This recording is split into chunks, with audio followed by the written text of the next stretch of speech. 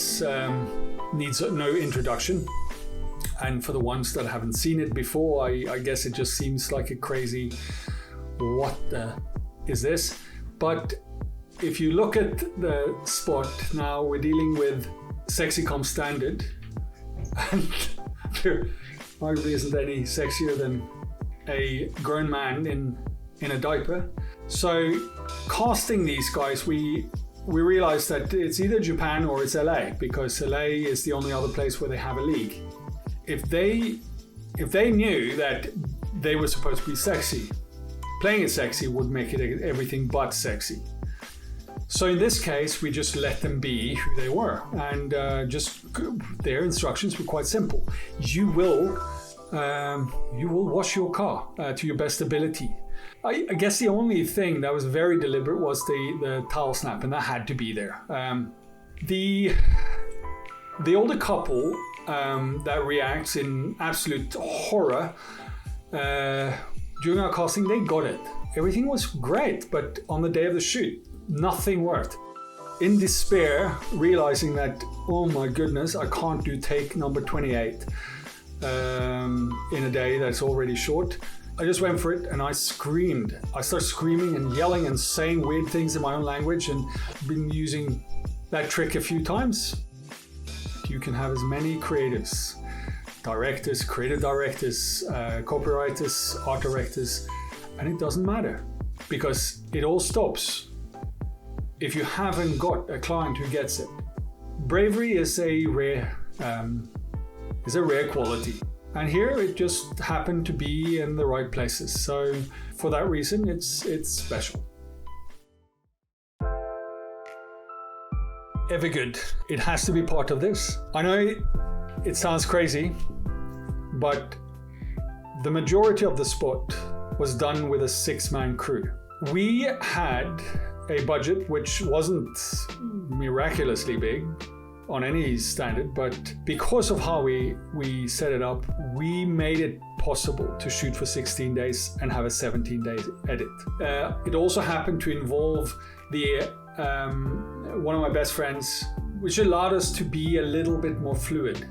The shoot takes place in South Africa, all around Cape Town, but also Rwanda and Kenya. And multiple places in each country. For us, the ones that were traveling, and we became truly a family, it was a wonderful experience. But part of it, I realized they need the same motivation as I do. So we made it the thing where every crew member got a scene per day where they got to direct a scene that they wanted. So they had then the time to come up with things that they could do, and we'd give them, 20 minutes of the day, and they would come up with their own stuff. I promised I would talk about the cameras a little bit, because obviously we're now moving away from HD, and we're staring down that barrel of UHD 4K. Very often do you come now across people that think that it's only about megapixels and all that, but we're talking such subtle instruments.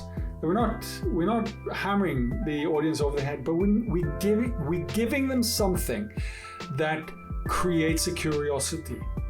We have a responsibility to entertain. Always make every frame more than what you see.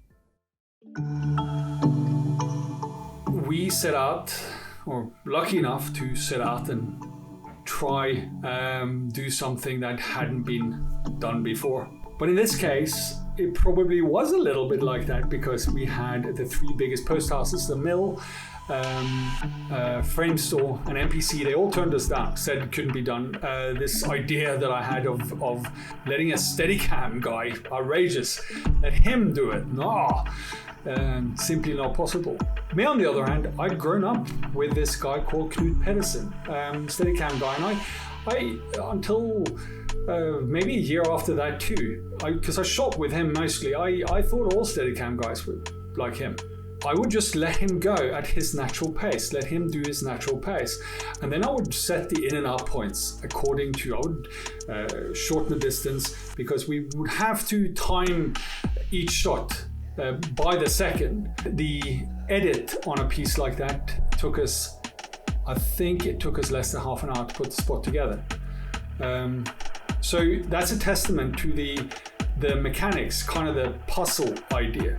And if you do it, if you stick to it, I will have to say that probably the biggest thing I learned from that was, if you give something a personality strong enough, nobody questions, should it be different? Should it be in that? Or should it be in something else?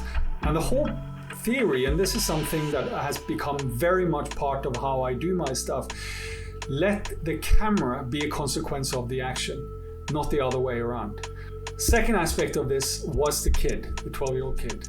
And in this case, we found this kid. And it was like a switch.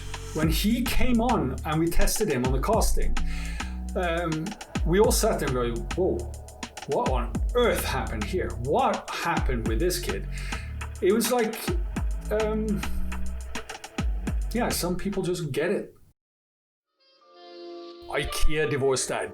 In this case, IKEA gave me and the creative director, Jorn Haagen, a very clear instruction. We were to find a way to utilize real people, not actors. We were not allowed to use actors. This had to be actual real people. IKEA kind of regarded the Divorce Dad's script as a little bit of an experiment, because they felt that the divorce aspect wasn't quite something that belonged in an advertising world. And we went out there and we started casting all 5 spots. I found this guy, and he had just recently gone through a divorce. But I met the wife, and somehow I decided, you know what, why don't we try to make it easier? And we said, would you be interested? So the woman you see, she's actually also the real wife. And on the day of the shoot, we found them talking together and actually having a little bit of a laugh. So we do feel pretty good about ourselves because of that. I think the rawness of the spot, the fact that we avoided a kind of a filmic look. We wanted it to have a crossover documentary feel. But I think overall, it is one of those spots where that doesn't matter. You buy the people. And that's why IKEA became what it is for me. Another spot where I learned a lot about my own process, directing, but also what is necessary to allow other people to take space and do their thing.